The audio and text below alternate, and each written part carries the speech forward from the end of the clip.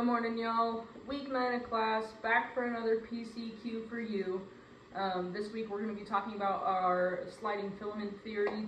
The way I have this video structured this week, I'm going to go through the structure of our muscle cells and then hit our key proteins. We'll jump into the sliding filament process. For the roles of calcium and ATP, I might do its own thing, but I might sprinkle it in as we talk through all of this. And then we'll finish it up with muscle contraction overview, and let's get into it. Alright, so structure of our muscle cells.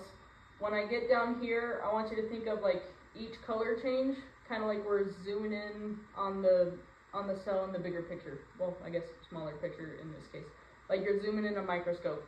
So skeletal muscle cells are long and cylindrical, and our cells for muscles are referred to as muscle fibers. So, starting at the very top, skeletal muscles are made of the large bundles of fascicles. As we zoom in, numerous muscle cells in the fascicles are going into our muscle fibers. Our muscle fibers are composed of our myofibrils, and then zooming in again, our myofibrils are composed of myofilaments. And then our myofilaments are our two contractile proteins that we have that we'll jump into next. And obviously the honorable mention to connective tissue, nerves, and blood vessels that we have throughout our skeleton. We have two key proteins that we're looking at with muscle cells.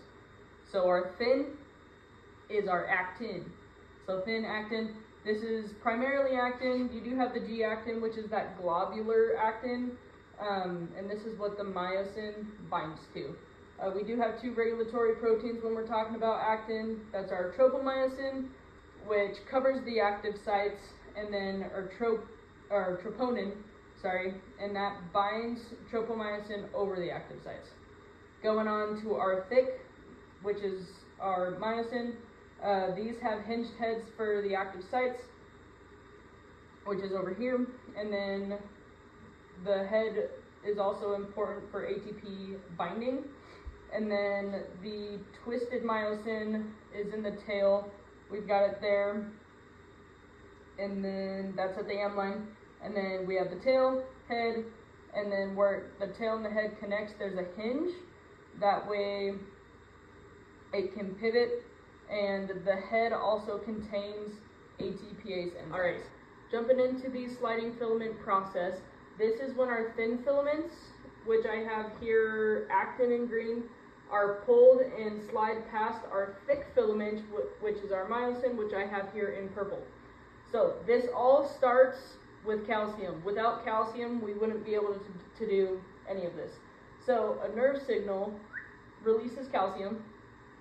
Our calcium is then able to bind to the troponin, which is an actin, so that our tropomyosin slides out of the way, creating a binding site for myosin to come in. So with the calcium binding to troponin, tropomyosin is out of the way, myosin is able to slide up, blink, bind, blink, bind, blink, and just a bunch of these, blink, blink, little golf club, guys. So that's when our cross bridge is formed, is when the myosin binds to the actin, and then when our myosin pulls the actin, that's our power stroke. Kind of like golf. Boom. Alright, so when our myosin pulls our actin, wink, they overlap. That's our power stroke. Our full contraction is when the thick and thin filaments overlap. To release these, so we have our myosin stretched. Wink, wink. ATP comes in.